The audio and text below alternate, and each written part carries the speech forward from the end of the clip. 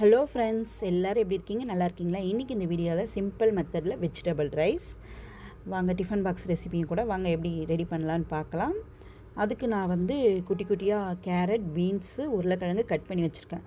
நம்ம ரொம்ப குட்டி குட்டியாக கட் பண்ணோம்னா குக் ஆகிறதுக்கு ஈஸியாக இருக்கும். அதுக்காக தான் எப்பவும் போல் அடுப்பை பற்ற வச்சுட்டு ஒரு பாத்திரம் வச்சுக்கலாம். பாத்திரம் சூடானோடனே எண்ணெய் சூடானோடனே சோம்பு, அது கூட ஸ்பைசஸ் ஐட்டம் சேர்த்துட்டு அது கூட பொடியாக கட் பண்ண வெங்காயம், அப்புறம் கொஞ்சம் கருவேப்பிலை சேர்த்து நல்லா மிக்ஸ் பண்ணி விடலாம். வெங்காயம் ஓரளவுக்கு வதங்கி வந்த பிறகு நான் இஞ்சியும் பூண்டையும் துருவி சேர்த்துருக்கேன். உங்களுக்கு வேணால் நீங்கள் பேஸ்ட்டாக சேர்த்துக்கலாம், இல்லைனா இஞ்சியும் பூண்டையும் சும்மா கட்டி நச்சு கூட சேர்த்துக்கலாம். அந்த ஃப்ளேவரும் நல்லாயிருக்கும்.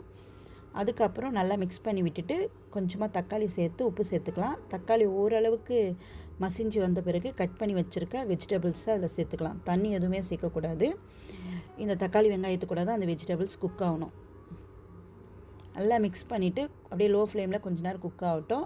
வெஜிடபிள்ஸ் ஓரளவுக்கு குக் ஆகின பிறகு நம்ம மஞ்சத்தூள், கரம் மசாலா தூள், சிக்கன் பவுடர் டேஸ்ட்டுக்கு, அப்புறம் காரத்துக்கு ரெட் சில்லி பவுடர் சேர்த்து நல்லா மிக்ஸ் பண்ணி விட்டுக்கலாம். ரெட் சில்லி பவுடர்னால் வீட்டில் இருக்க குழம்பு மிளகாய் தூள் கூட சேர்த்துக்கலாம், அதுவும் நல்லா தான் இருக்கும் டேஸ்ட்டு. அப்புறம் பொடியை கட் பண்ணால் கொஞ்சமாக கொத்தமல்லி, புதினா சேர்த்து நல்லா மிக்ஸ் பண்ணிவிட்டு ஆல்ரெடி சாதம் வடித்து ஆற வச்சுருக்கேன், அதை இதில் சேர்த்து நல்லா மிக்ஸ் பண்ணி விடணும். நல்லா கிளறி விடணும், அப்போ தான் டேஸ்ட்டு நல்லாயிருக்கும்.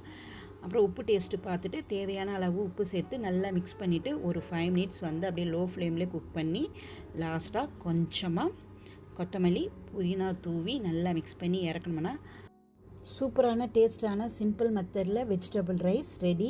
நீங்களும் உங்கள் வீட்டில் ட்ரை பண்ணி பாருங்கள். ட்ரை பண்ணி பார்த்துட்டு எப்படி இருக்குன்னு மறக்காமல் கமெண்ட் பண்ணுங்கள். இந்த வீடியோ ஃபுல்லாக பார்த்ததுக்கு மிக்க நன்றி. பிடிச்சிருந்தா லைக் அண்ட் ஷேர் பண்ணுங்கள். தேங்க்யூ. பை.